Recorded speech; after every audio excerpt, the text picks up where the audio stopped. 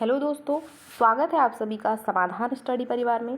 Biology की class होने वाली फ्रेंड्स आज की, जिसमें नीट पीएनएसटी एग्ज़ाम्स के लिए क्लास बहुत इंपॉर्टेंट है। मोस्ट इम्पॉर्टेंट क्वेश्चन आज हम आपको करवाने वाले हैं फ्रेंड्स। तो चलिए स्टार्ट करते हैं सेशन को स्टार्ट करने से पहले सभी साथी जो हमसे जुड़े हुए हैं और जो बाद में भी क्लास देखते हैं जो बच्चे हमारे, तो उनसे सभी से निवेदन है कि क्लास को लाइक शेयर ज़रूर कर दीजिएगा। चलिए स्टार्ट करते हैं। आज का हमारा पहला क्वेश्चन है दोस्तों, इनमें से कौन जनसंख्या नियंत्रण का प्राकृतिक उपाय है? जनसंख्या नियंत्रण का प्राकृतिक उपाय है शिकार, परजीविता, ए एवं बी दोनों, इनमें से कोई नहीं। शिकार, परजीविता, ए बी दोनों, इनमें से कोई नहीं। आंसर होगा ऑप्शन सी, ए बी दोनों। शिकार एवं परजीविता जनसंख्या नियंत्रण का प्राकृतिक उपाय है। अगला क्वेश्चन है,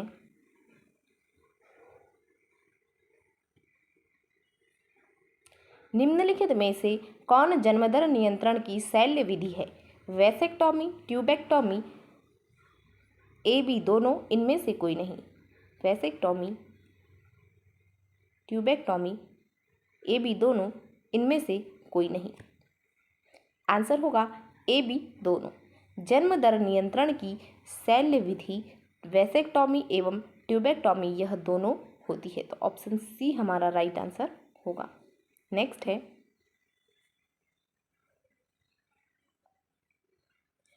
निम्न में से किसे कॉपर टी रोकता है? निषेचन, अंडोत्सर्ग, वीर्यपतन, आरोपण। वीर्यपतन, आरोपण। आंसर होगा अंडोत्सर्ग, ऑप्शन बी।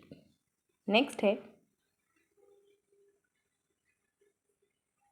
अगला क्वेश्चन है हमारा,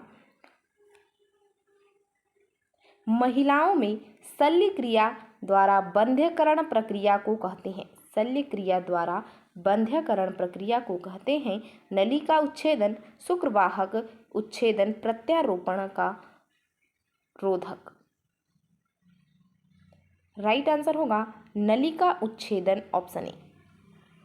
शल्य क्रिया जो महिलाओं में की जाती है या बंध्यकरण प्रक्रिया को नलिका उच्छेदन कहा जाता है। अगला क्वेश्चन है,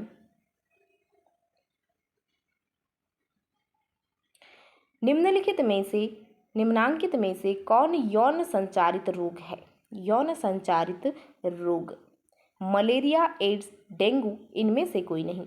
मलेरिया, एड्स, डेंगू, इनमें से कोई नहीं। आंसर होगा एड्स, ऑप्शन बी। एड्स जो है वह यौन संचारित रोग है। नेक्स्ट है, अगला क्वेश्चन है, यौन संचारित रोग है खसरा, टीबी, गोनोरिया, टाइफाइड। अभी हमने पढ़ा था कि जो एड्स है वह भी एक यौन संचारित रोग है और जो गोनोरिया है वह भी एड्स जो यौन संचारित रोग है। तो ऑप्शन सी हमारा राइट आंसर होगा फ्रेंड्स, गोनोरिया। नेक्स्ट है,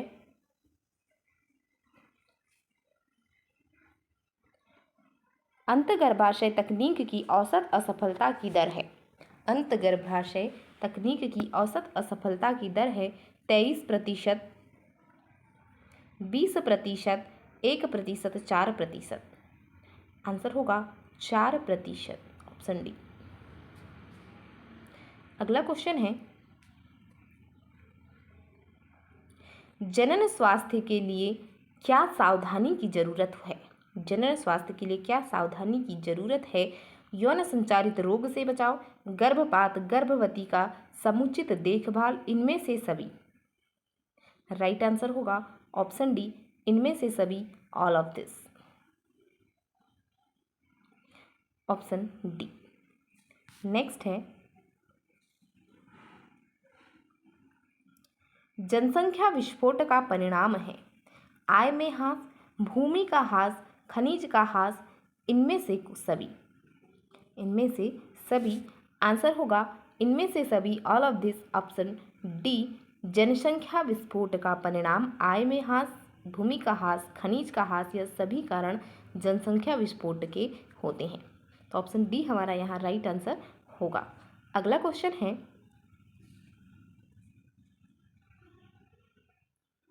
जनसंख्या नियंत्रण के लिए हार्मोनल गर्भनिरोधक गोली प्रयुक्त है? माला डी, माला एन, सहेली, इनमें से सभी। माला डी, माला एन, सहेली, इनमें से सभी। आंसर होगा इनमें से सभी, ऑप्शन डी। जो हार्मोन गर्भ निरोधक गोली है जनसंख्या नियंत्रण के लिए, हार्मोनल दवाई जो है गर्भ निरोधक, वह माला डी, माला एन, सहेली, यह ऑप्शन डी हमारा राइट आंसर होगा। अगला क्वेश्चन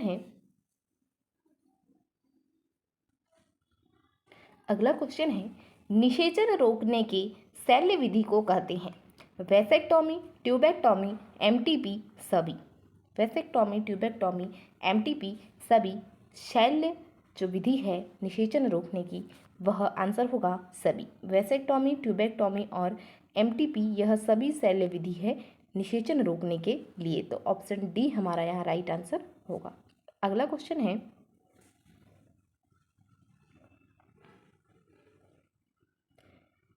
निम्नलिखित में से कौन यौन संचारित रोग है? हमने दो रोगों के बारे में अभी पढ़ा था कि जो एड्स और गोनोरिया है वह दोनों यौन संचारित रोग है। अब देखते हैं कि यहाँ कौन से रोग हैं जो यौन संचारित होते हैं। पहला है टाइफाइड, हैजा, मलेरिया, सिफिलिस। टाइफाइड, हैजा, मलेरिया, सिफिलिस, तो आंसर होगा ऑप्शन डी, सिफिलिस। अगला क्वेश्चन है भारत में प्रथम जनगणना कब हुई?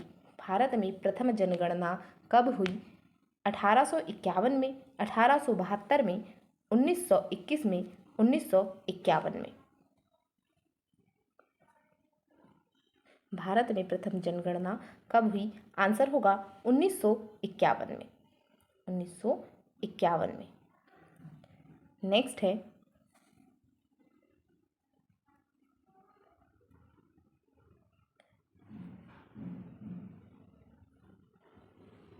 उच्च मृत्यु दर के कारण जनसंख्या में तीव्र ह्रास कहलाता है?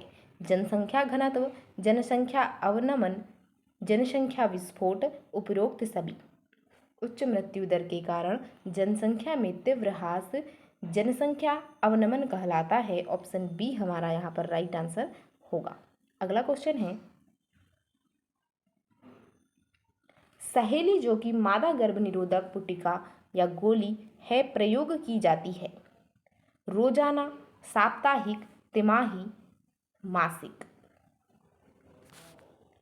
आंसर होगा साप्ताहिक, ऑप्शन बी। ये वीक में एक बार ली जाने वाली दवाई होती है, सहेली जिसका नाम है, मादा गर्भ निरोधक पुटिका या गोली होती है, तो साप्ताहिक प्रयोग इसका किया जाता है, ऑप्शन बी हमारा राइट आंसर होगा। अगला क्वेश्चन है RU486 दवा प्रयोग की जाती है गर्भ निरोधन में, एमनियोसेंटेसिस में, गर्भपात कारक के रूप में, म्यूटाजन के रूप में। गर्भ निरोधन में, एमनियोसेंटेसिस, गर्भपात कारक में, म्यूटाजन के रूप में RU486 दवा का प्रयोग जो है वह गर्भपात कारक के रूप में किया जाता है, ऑप्शन सी हमारा राइट आंसर होगा। अगला क्वेश्चन है प्रथम मानव जनसंख्या विस्फोट का कारण हुआ? प्रथम मानव जनसंख्या विस्फोट का कारण हुआ कृषि, औद्योगिकीकरण, अल्पायु विवाह, सभ्यता में परिवर्तन। प्रथम मानव जनसंख्या विस्फोट का कारण अल्पायु में विवाह हुआ, ऑप्शन सी हमारा राइट आंसर होगा। अगला क्वेश्चन है मादा में मुखीय गर्भनिरोधक किसे रोकती है? मादा में मुखीय गर्भनिरोधक किसे रोकती है? अंडोत्सर्ग, निषेचन, रोपण, योनि में शुक्राणु का प्रवेश। मादा में मुखीय गर्भनिरोधक जो है वह योनि में शुक्राणु का प्रवेश रोकती है, तो ऑप्शन डी हमारा राइट आंसर होगा फ्रेंड्स। अगला क्वेश्चन है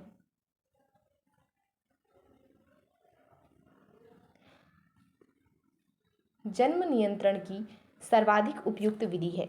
जन्म नियंत्रण की सर्वाधिक उपयुक्त विधि है गर्भपात, मुखीय गोलियां, वीर्य सेवन, बंध्याकरण जन्म नियंत्रण की सर्वाधिक उपयुक्त विधि होती है? हमारा राइट आंसर होगा बंध्यकरण, या जिसे निषेचन जो गर्भ निरोधक है उसे रोकना कहा जाता है। जन्म नियंत्रण की सर्वाधिक उपयुक्त प्रणाली या विधि होती है बंध्यकरण। तो ऑप्शन डी हमारा यहाँ राइट आंसर हो जाएगा। अगला क्वेश्चन है, केंद्रीय औषधि अनुसंधान संस्थान द्वारा कौन सी गर्भ निरोधक गोली तैयार की गई? केंद्रीय औषधि अनुसंधान संस्थान द्वारा कौन सी गर्भ निरोधक गोली तैयार की गई है? मालाडी संयुक्त गोली सहेली निरोध। मालाडी संयुक्त गोली सहेली निरोध। आंसर होगा सहेली। यह जो है केंद्रीय औषधि अनुसंधान संस्थान के द्वारा तैयार की गई गर्भ निरोधक गोली है जिसका नाम है सहेली। और सहेली वह गोली, अभी हमने पढ़ा था कि इसे वीक में एक बार लिया जाता है। यह गर्भ निरोधक का कार्य करती है, साप्ताहिक गोली है और एक बार वीक में इसे लिया जाता है। ऑप्शन सी हमारा यहाँ राइट आंसर होगा। अगला क्वेश्चन है, निम्नलिखित में से कौन सी जन्म नियंत्रण की प्राकृतिक विधि है? बाह्य स्खलन, आवधिक संयम, वैसेक्टोमी, स्तनपान अनार्तव। स्तनपान अनार्तव। आंसर होगा वैसेक्टोमी जो है वह जन्म नियंत्रण की प्राकृतिक विधि नहीं है। बोला गया है कि जन्म नियंत्रण की प्राकृतिक विधि नहीं है। आंसर होगा वैसेक्टोमी, ऑप्शन सी। नेक्स्ट है, जनसंख्या का अध्ययन कहलाता है? कैलोग्राफी, मनोजीव विज्ञान, बायोग्राफी, डेमोग्राफी। जनसंख्या का अध्ययन कहलाता है, राइट आंसर होगा डेमोग्राफी, ऑप्शन डी। नेक्स्ट है,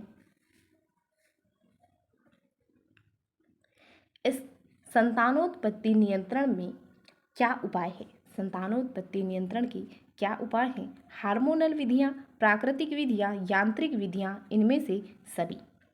आंसर होगा इनमें से सभी, ऑप्शन डी। नेक्स्ट है,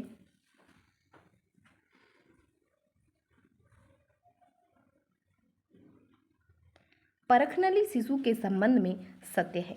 मादा में जननांग में निषेचन तथा परखनली में वृद्धि, जन्म पूर्व शिशु को इंक्यूबेटर में रखना, जननांगों से बाहर निषेचन तथा गर्भाशय में परिवर्धन, निषेचन तथा परिवर्धन गर्भाशय के बाहर। परखनली शिशु के संबंध में सत्य कथन है। आंसर होगा जननांगों से बाहर निषेचन तथा गर्भाशय में परिवर्धन, ऑप्शन सी। नेक्स्ट है,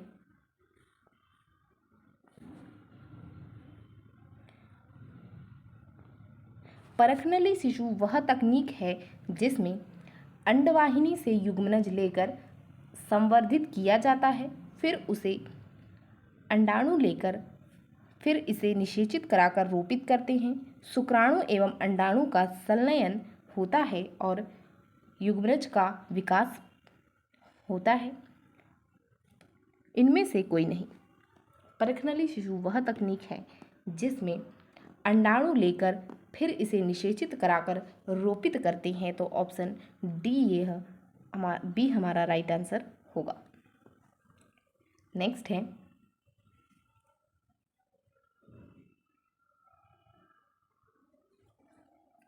निम्नलिखित में से कौन सी हार्मोन रिलीजिंग IUCD है?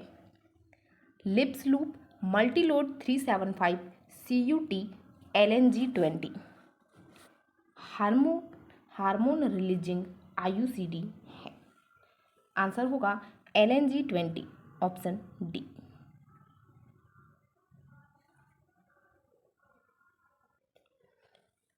अगला क्वेश्चन है, मॉर्निंग आफ्टर पिल्स से गर्भधारण को रोका जा सकता है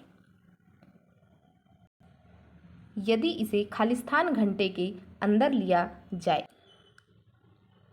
मॉर्निंग आफ्टर पिल्स से गर्भधारण को रोका जा सकता है यदि इसे खालिस्तान घंटे के अंदर लिया जाता है।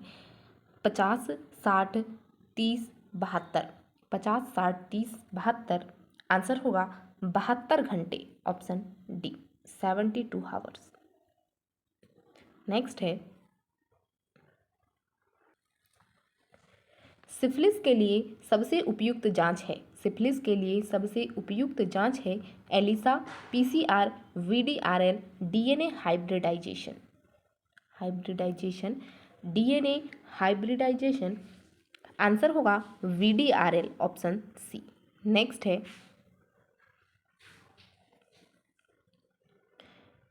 जन्मदर नियंत्रण के लिए कौन सी रासायनिक विधि उपयोग में लाई जाती है? Condom, loop, jelly cream, diaphragm. Right answer होगा jelly cream, option C. Next है निम्नलिखित में से कौन सी यांत्रिक तकनीक है गर्भधारण रोकने के लिए तथा आईयूसीडी के लिए? कॉपर टी, सम्मिश्रित गोली, फोम, एबॉर्टेंट गोली।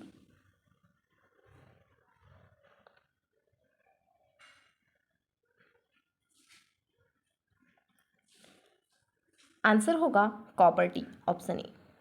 नेक्स्ट है निम्नलिखित में से कौन सी यांत्रिक तकनीक ग्रीवा के ऊपर गर्भधारण के लिए लगाया जाता है? Diaphragm, condom, loop, copper T. Answer होगा डायफ्राम, ऑप्शन ए। अगला क्वेश्चन है गर्भनिरोधक गोली में निहित प्रोजेस्टेरॉन से क्या तात्पर्य है? गर्भनिरोधक गोली में निहित प्रोजेस्टेरॉन से क्या तात्पर्य है? अंडोत्सर्जन को रोकना, निषेचन को रोकना, युग्मनज के इम्प्लांटेशन को रोकना, क्लीवेज को रोकना। गर्भनिरोधक गोली में निहित प्रोजेस्टेरॉन का से क्या तात्पर्य है? आंसर होगा अंडोत्सर्ग को रोकना, ऑप्शन ए।